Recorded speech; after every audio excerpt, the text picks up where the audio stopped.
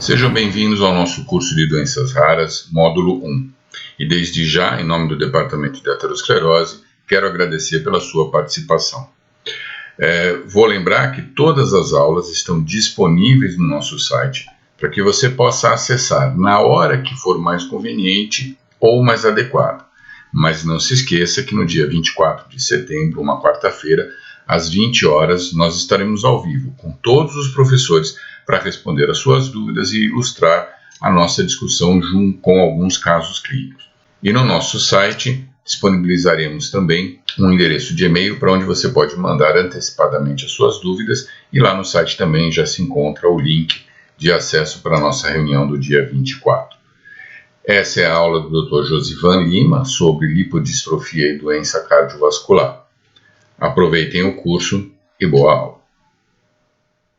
Bem, primeiro queria agradecer o convite para participar, né, falando sobre lipodistrofias e doença cardiovascular, né, parabenizar pelo curso, né, muito interessante sobre doença cardiovascular em doenças raras. Para essa apresentação eu não tenho nenhum conflito de interesse, né? E eu queria começar primeiro mostrando a classificação das lipodistrofias, tá? Para a gente entender o que são as lipodistrofias e só a partir daí a gente entrar na questão cardiovascular mesmo. Essa é uma classificação bem mais extensa, né, que a gente utiliza, mas tanto para as lipodistrofias congênitas, né, como para adquiridas, aqui os vários genes já reconhecidos e alguns ainda não reconhecidos, para que a generalizada, como também para as lipodistrofias parciais e adquiridas. Do ponto de vista prático, eu prefiro sugerir que vocês acompanhem essa classificação, que é uma classificação muito mais simplificada, que basicamente ela vai mostrar as lipodistrofias congênitas e as lipodistrofias adquiridas. E, ainda mais, as lipodistrofias generalizadas e as lipodistrofias parciais. Tá? Então, a gente vai ter a generalizada, a congênita generalizada, é a síndrome de Berardinelli-Seipe. Tá? A generalizada adquirida, que é a síndrome de Lawrence. Parcial congênita é a síndrome de Dunningham. Veja que, como eu falei, eu estou colocando aqui uma coisa mais simplificada. Claro que pode ter outras lipodistrofias parciais congênitas também, mas assim, como a mais frequente é a Dunningham, então colocando aqui o Dunningham, e as parciais adquiridas, que é o Barraquer-Simon. Eu costumo dizer, do ponto de vista mnemônico, que a gente vai ter aqui, ó, BS, Berardinelli-Seipe, e aqui BS, Barraquer-Simon. Essas duas BS, de um lado e do outro, eu vou ter a mais severa, tá? Que é a congênita generalizada congênita, e a mais simples do ponto de vista metabólico. Tá? Vamos falar então sobre a Berardinelli-Seipe, né? A congênita generalizada. A gente tem aqui no Rio Grande do Norte uma das maiores prevalências do mundo, graças a um efeito fundador aqui. Tá? Então, você tem uma ideia, é em torno de 1 para 1 milhão no mundo. Aqui a gente chega a ter 1 para 100, 150 mil habitantes. Né? Então, bem mais frequente, principalmente nesses locais aqui, tá? Que é o mapa do Rio Grande do Norte. E o que é que acontece, para a gente saber fisiopatologicamente o que é que acontece nesses casos, deixa eu revisar aqui como é que acontece a produção do triacilglicerol. Então, a nível de retículo endoplasmático do adipócito, a gente tem essa via clássica da produção do triacilglicerol. Então, ele tem glicerol 3-fosfato, a enzima que vai fazer a catalisação dessa reação, o nome dela basicamente é o que ela faz. Então, assim, glicerol, fosfato, aciltransferase. Então, o que ela vai fazer? Transferir o primeiro acil do glicerol 3-fosfato, originando, então, o 1-acilglicerol 3-fosfato. A próxima enzima vai ser o quê? Acilglicerol fosfato, aciltransferase. Então, a GPAT. Tá? Então, coloca o segundo acil, originando 1,2-diacilglicerol 3-fosfato.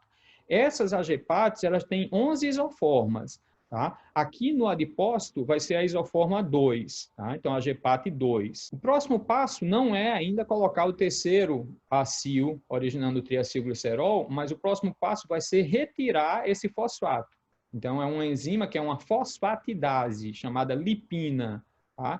Essa enzima ela é citoplasmática. Tá? Então, aqui a gente está no retículo endoplasmático, mas ela é citoplasmática, ela tem que ser ancorada por uma proteína chamada ceipina.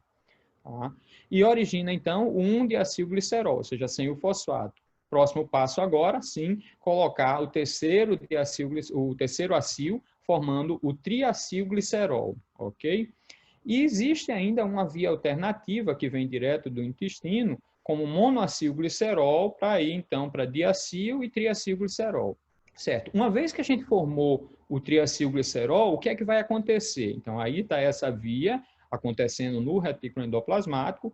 Eu vou ter, então, a formação de gotículas de gordura de triacilglicerol, e essas gotículas de gordura, elas precisam fundir-se, tá? Formando uma grande gotícula de gordura, chamada lipid droplet, tá? Isso dentro do adipócito. E quem quem estimula isso é a ceipina também, que é aquela mesma proteína que eu falei, que vai ancorar a lipina aqui. Então, pontos importantes aqui. A GPAT2 faz essa relação, essa transformação aqui, e a ceipina vai fazer a fusão das gotículas de gordura e vai ancorar a lipina, tá certo? Então, a ceipina ela termina também estimulando a maturação do adipócito. Além disso, eu tenho aqui a formação de cavéolos na superfície aqui da membrana, e duas proteínas são importantes, a CAV1 e CAV1, tá certo? Vai formar esses cavéolos, pegar triglicerídeo daqui e colocar para a gotícula de gordura. E aí, sabendo disso, a gente vai entender os 4 tipos de lipodistrofia congênita generalizada. A tipo 1 é uma mutação da AGPAT2, tá? Então, uma mutação aqui. Tá? O tipo 2 é uma mutação na ceipina, tá? Então aqui na ceipina não vai fazer a fusão das gotículas, nem vai ancorar a lipina. O tipo 3 na CAV1 e o tipo 4 na CAV1, tá certo? O tipo 1 e o tipo 2 são responsáveis por 90% a 95% dos casos. Então, estão aqui os 2 tipos principais, ok?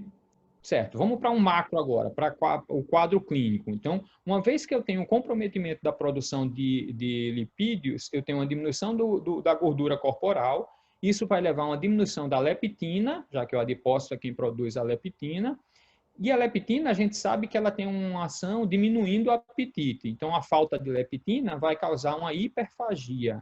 Tá? Essa hiperfagia vai levar a um excesso de ingesta calórica, só que ele não tem aonde estocar esse excesso de calorias. O que é que vai acontecer? Ele vai estocar no fígado e no músculo, levando, então, a uma resistência insulínica e a esteatose hepática. Uhum. Essa resistência insulínica piora mais ainda a hiperfagia, porque a gente sabe que a insulina a nível de hipotálamo tem um efeito anorexígeno também. Então, se ele não está agindo a nível de hipotálamo, a hiperfagia piora mais ainda.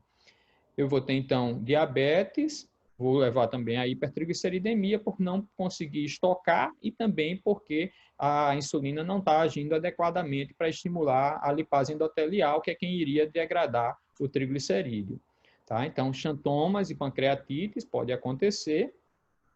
A resistência insulínica também vai agir a nível ovariano, de modo que eu tenho um quadro semelhante a uma síndrome de ovário policístico, tá? Que é agravado também pela falta de pulsatilidade do LH-FSH, que essa pulsatilidade exige leptina normal. Então, eu pioro também o quadro da menstruação, na regularidade menstrual nas mulheres. Então, infertilidade, nos homens pode haver alteração de oligospermia por causa do defeito da ceipina. Tá? A gente publicou, em 2016, 44 casos da nossa casuística aqui, tá? E as principais alterações, resistência insulínica, é importante, né? Aqui você vê a acantose nígrica, você vê acrocórdons, que é uma outra alteração cutânea que indica resistência, hipertrofia muscular, em parte pela hiperinsulinemia e em parte também pela ausência de tecido adiposo, que leva a que a musculatura fique mais evidente. E isso aqui, quando vocês estiverem em dúvida se o paciente tem uma lipodistrofia congênita generalizada, olha a cicatriz umbilical. Praticamente 100% dos pacientes têm protrusão da cicatriz umbilical pela ausência de gordura periumbilical. Isso, por muito tempo, foi descrito como hérnia umbilical, e nós já publicamos isso também, esclarecendo que é muito mais uma protrusão da cicatriz umbilical e não a hérnia. Os xantomas eruptivos, por causa da hipertrigliceridemia, são frequentes, mas assim, dificilmente a gente vê valores tão elevados como a gente vê, por exemplo, na hiperquilomicronemia. Mas a nossa média é 400, 500, mas tem alguns pacientes, principalmente quando o diabetes fica muito descompensado, que o triglicerídeo sobe muito mais, é quando aparecem esses xantomas. Tá? A flebomegalia, pela ausência de tecido gorduroso subcutâneo, tá? Também é bem frequente. E aqui um dado prático também. Essa paciente tem tipo 1 e essa paciente tem tipo 2. No tipo 2, na ceipina, mutação da BSL2, da ceipina, a ausência de gordura ela é muito mais severa. Então, quando você vê a mão de um paciente, ó, ele é praticamente não tem gordura nenhuma. Já no tipo 1, lembra que o tipo 1 é mutação da AGPAT2, como eu tenho 11 isoformas da AGPAT, então as outras isoformas ainda conseguem produzir alguma quantidade de gordura. Então você vai ver uma mão que tem um pouco mais de gordura. Mão, pé, retroauricular, grandes lábios, ainda vai ter gordura que no tipo 2 praticamente não existe. Esse já é um outro paciente que nos foi encaminhado com uma hipótese de síndrome de Berardinelli, e ele tinha realmente uma acantose, hepatomegalia, isso na criança e no adolescente, esse abdômen fica muito mais protruso por causa da hepatomegalia, né? Mas chamava a atenção essa mão com deformidades que lembrava realmente artrite reumatoide juvenil, e sendo artrite reumatoide juvenil, uma doença autoimune, a gente pensou mais numa possibilidade não de uma lipodistrofia congênita, mas sim uma lipodistrofia adquirida, que é exatamente a síndrome de Lawrence, que tem uma relação também com autoimunidade. Quando a gente pediu fotos dele criança, e aí a gente viu que realmente tinha tecido adiposo, e essa perda ela foi gradual, configurando então a síndrome de Lawrence e não a síndrome de Berardinelli. Tá? Pode ter associada a paniculite, a doenças autoimunes, que era o caso dele, ou idiopática. Início na criança ou no adolescente e uma perda gradual da gordura, que é irreversível. Já nas parciais, né, para a gente ficar aqui em Dunnigan e Barraquer-Simon é bem menos frequente, realmente eu não tenho nenhum caso de Barraquer-Simon, mas Dunnigan é relativamente frequente e, assim, relativamente frequente não, porque então essas são todas doenças raras, né, mas assim, dessas doenças raras é uma das menos raras, digamos assim, e eu ainda, aqui a principal tipo é esse tipo 2, tá? Com mutação da LMNA, tá? E eu me pergunto e pergunto a vocês se realmente ele é tão raro assim, ou se a gente está tratando esses pacientes com lipodistrofia parcial como se fossem diabéticos tipo 2. Muito provavelmente, alguns casos desses estão passando desapercebido no diagnóstico de lipodistrofia e sendo tratados como diabetes tipo 2. E aí a gente precisa alertar para alguns dados que poderia chamar a atenção. Por exemplo, todas essas pacientes aqui, que são pacientes do nosso ambulatório, elas foram encaminhadas para o ambulatório como sendo diabetes tipo 2. E o que é que elas têm em comum? Chama atenção o quê? A presença de gordura praticamente central, com ausência de gordura em membros inferiores, né? Mostrando que ela tem, na verdade, essa distribuição gordurosa visceral, que a gente sabe que é muito ruim. Então, o fenótipo é semelhante, tá? Elas têm também a necessidade precoce de insulina. Você pega um diabetes tipo 2, usualmente ele vai precisar de insulina entre 9 e 10 anos de doença. Tá? Então, dificilmente você pegar um paciente com 3, 4 anos de diagnóstico e está usando insulina, é complicado. Quer dizer, ou ela não precisa de insulina, está usando desnecessariamente, ou realmente não é um diabetes tipo 2. Ou a outra possibilidade é que o diagnóstico tenha sido muito tardio. Tá? Então, muito cuidado, atentar à necessidade precoce de insulina. As doses de insulina, essas pacientes geralmente precisam de 1 a 2 unidades por quilo dia, que é uma dose alta, a presença da hipertrigliceridemia e a história familiar de diabetes também. Esse aqui já é um outro tipo de lipodistrofia parcial, né? Esse paciente ele tem diabetes, usa insulina, uma leptina muito baixa, 0,7, com valor normal até de 2 a 5, mas ele chamava atenção a presença de lipomas. Então, ele tinha esse lipoma grande, tinha lipoma aqui, então vários locais com lipoma, principalmente nessa região. Tá? Então, esse tem uma outra lipodistrofia, que é a lipomatose simétrica múltipla. Tá? Tem formas, a gente tem que afastar o alcoolismo, que o alcoolismo também poderia levar a um quadro semelhante. Nesse caso, é mais uma mutação autossômico recessivo no MFN2, nesse gene. Tá? Então, atentar também. Às vezes, a gente vê pacientes com lipomas e a gente simplesmente não atenta para a possibilidade de metabolicamente não estar relacionado com essas lipomatoses. Tá? Então, como é que a gente vai reconhecer esses quadros de lipodistrofia? Primeiro, na generalizada é mais fácil, né? Porque o fenótipo é mais sugestivo.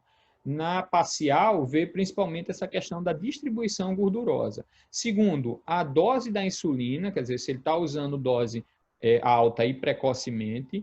Terceiro, o laboratório, a leptina tem baixo custo, a gente pode dosar a leptina, já vai vir baixa. A glicemia, geralmente, se crianças, a glicemia geralmente é mais baixa. Hipertrigliceridemia, que não precisa ser exagerada, mas geralmente acima de 250, com baixo HDL, e alterações das enzimas hepáticas. A densitometria, porque nem sempre a pesquisa da mutação está disponível, então a densitometria óssea pode ajudar. No caso da congênita generalizada, a gente vai ter isso aqui, ó, uma densitometria de corpo total, o percentual de gordura, 5,6%, tá? E uma distribuição predominantemente aqui no tronco. E na parcial, a gente pode fazer a relação da gordura do tronco dividido pela gordura, a gordura central, né, troncular, dividido pela gordura de membro inferior. Então, isso geralmente vai dar acima de 1,8, tá? Acima de 1,3 a gente já começa a pensar nessa possibilidade, e acima de 1,8 é mais sugestivo. Certo, e aí as lipodistrofias e heterogêneas, uma vez que a gente tem uma ideia geral agora das lipodistrofias, como é que acontece em relação à doença cardiovascular? Veja nessa publicação de 2015 do Dr. Garg, lá do Texas, que é um dos maiores estudiosos em lipodistrofias, ele colocava que outras complicações vasculares, como doença coronariana, vascular periférica, não eram relatadas na literatura. Na verdade, eu já conversei isso com ele, já discuti também isso com ele, que muitas vezes não dá tempo dela desenvolver a doença cardiovascular, porque os pacientes terminam morrendo precocemente por problemas hepáticos, por infecções, por complicações renais do diabetes, então termina não dando tempo. Em modelos animais, tá? Em ratos com mutações nesses genes que a gente citou, veja que há disfunção ventricular, hipertrofia, cardiomiopatia, né? E quando a gente veio esse paciente, eu já discuti com o Garg exatamente citando esse paciente, ela chegou para a gente com lipodistrofia congênita generalizada tipo 1 e com 2 úlceras em cada perna. Tá? É uma úlcera tipicamente importante aí, que no Doppler arterial, mostrava um processo obstrutivo de caráter crônico, estenose da luz, levando a repercussão hemodinâmica em território tíbio-fibular. E ela simplesmente não cicatrizava até a gente colocar o stent. E com o stent ela evoluiu e cicatrizou. Então, é uma paciente com 26, 27 anos, então já com doença estabelecida, né? Esse ano a gente publicou esse estudo exatamente avaliando danos a nível de DNA, de reparo DNA e de resposta antioxidante, que falam a favor, embasam melhor essa questão da heterogênese nesses pacientes, né? A gente comprovou do ponto de vista laboratorial, e quando a gente fez um microarray, né, olhando qual os genes que estavam mais ativos ou inativos, né, nesse heatmap aqui, para a gente entender. Ó, aqui a coloração, isso aqui é sem mutação, então esses daqui. O azul é mutação heterozigoto para o tipo 1, tá? Para o tipo 2, aliás, BSL2. O verde é o homozigótico mutado, né, para BSL2, e o vermelho para o tipo 1. Tá? E olhando de uma forma geral, a gente vê que as cores aqui, ó, são diferentes das cores daqui, mostrando que essas vias aqui, principalmente vias relacionadas com inflamação, né, metabolismo de ácido graxo, sensibilidade à insulina, glicólise, está bem hiperativo nesses pacientes. Então, são pacientes inflamados, ou seja, são dados que sugerem que eles têm uma heterogênese aumentada. Tá? E está aqui o racional. O adipócito, uma diminuição de leptina, com aumento de glicose, aumento de lipotoxicidade, diminuição da sinalização da leptina a nível celular, esteatose, disfunção endotelial, levando, então, à hipertrofia, disfunção cardíaca, insuficiência cardíaca e hipertensão. Tá? Então, tem uma base fisiopatológica. E quando a gente vai para a literatura avaliar quais os casos foram descritos, a gente vê que também é descrito na literatura esses dados esperados, né, para aquela fisiopatologia, hipertensão, hipertrofia cardíaca, disfunção ventricular.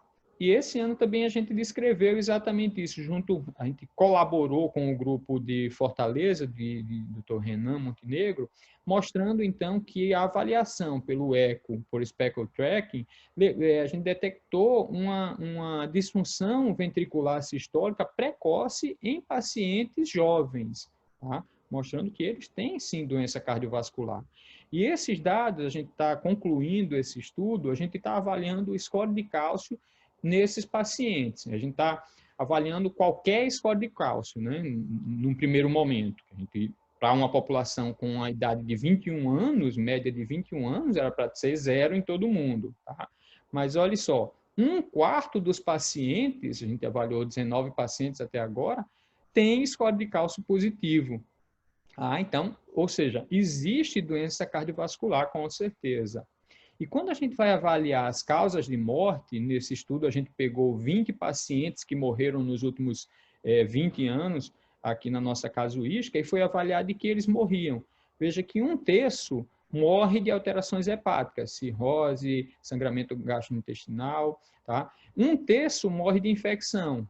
Mas 10%, né, 2 pacientes, na verdade, morreram, um por causa de infarto, tá? E outro por morte súbita. Realmente tem. Quando você olha aqui a idade da morte, tá? E o ano, então a gente vai ver aqui, ó, miocárdio, infarto e morte súbita. Tá? Aqui um morreu aos 52 anos e o outro aos 20 anos. Essa paciente aos 20 anos infartou. Realmente é uma doença muito severa. A média de idade de óbito é 27 anos. Isso, quando a gente compara com a expectativa de vida, leva a uma perda de mais de 30 anos, né, o fato de ter a doença. E como é que a gente trata esses pacientes? O diabetes, a gente vai ter os cuidados usuais. Na generalizada, a gente vai evitar a glitazona, porque ele vai estimular mais ainda a adipogênese, como a gente sabe, e isso pode piorar a hipertrigliceridemia. Na parcial, aí a glitazona já é uma boa, porque ela vai redistribuir a gordura visceral para a gordura subcutânea. Insulina, geralmente, em doses altas. A metroleptina, a gente usa, tem 10, 11 pacientes que a gente utiliza. Para a esteatohepatite não tem resultado bom, a metroleptina é fantástico no resultado, mas outros medicamentos a gente não tem tanto resultado. Análogo de GLP-1, a gente acredita que possa trazer benefício, mas não tem dados sobre isso. Os lipídios, os fibratos, quando o triglicerídeo está geralmente acima de 1000. Estatina e a própria insulina para tentar estimular a lipase e degradar mais o triglicerídeo. Aqui a gente eu mostro aqui os primeiros dados nossos, né, com o uso da metroleptina, os primeiros 3 meses de uso. Veja que o controle da glicose reduziu significativamente, a glicada de 9,9 para 7,2, tá? E o score de apetite, que ele reduziu também de 18 para 14, né, e 16 com 3 meses. E aqui um resultado fantástico com o uso de metroleptina em paciente com hipertrigliceridemia, que um xantoma com triglicerídeo de 5.000, e 15 dias depois, ou seja, 2 semanas usando metroleptina, praticamente os xantomas desaparecem. Então, em relação a lipodistrofias e doença cardiovascular, eu acho que a lipodistrofia congênita generalizada é uma lipodistrofia assim, muito mais evidente, muito mais, não digo fácil de diagnóstico, mas o fenótipo é muito sugestivo. Porém, no nosso meio, a gente termina tendo dificuldade, muitas vezes, no diagnóstico, porque muitas vezes eu vou ter pacientes com diabetes tipo 2 e desnutrição. Então, ele termina tendo um quadro que lembra, assim, um fenótipo sugestivo de lipodistrofia, mas que confunde pelo fato de ele estar desnutrido também. Então, nessa situação específica, termina dificultando um pouquinho. Mas, nesse caso, é quando você consegue ver aquela questão da história familiar, aquela questão da protrusão umbilical, ajuda a fazer esse diagnóstico. E a densitometria óssea, com um percentual de gordura corporal em torno de 5, 6%, praticamente fecha o diagnóstico. Nos casos de parcial, aí é um pouquinho mais complicado, porque esses têm um quadro muito, muito semelhante ao paciente com diabetes tipo 2. Mas, novamente, você vai ver com quanto tempo ele precisa usar insulina, se é precoce, isso fala a favor de ser uma lipodistrofia parcial, se ele vem associado com hipertrigliceridemia, se ele tem história familiar, então, isso termina contribuindo. E a densitometria, nos locais onde não está disponível a pesquisa da mutação, pode ajudar a densitometria de corpo inteiro para avaliar composição corporal. Então, a gordura, a quantidade de gordura troncular, dividido pela gordura de membros inferiores, vai ser maior que 1,3, ou seja, vai ter 30%, no mínimo 30% mais gordura troncular do que em membros inferiores. Na maioria dos estudos, acima de 1,8 praticamente confirma esse dado. E a gente precisa fazer esse tratamento precoce porque precisa fazer esse diagnóstico precoce porque o tratamento ele precisa ser urgente no sentido de minimizar as complicações cardiovasculares para esses pacientes. Novamente, eu gostaria de agradecer o convite e fico à disposição. Aí tem meu e-mail, caso alguém queira tirar dúvida ou mandar para a gente discutir algum caso, né, a gente vai estar disponível. Muito obrigado.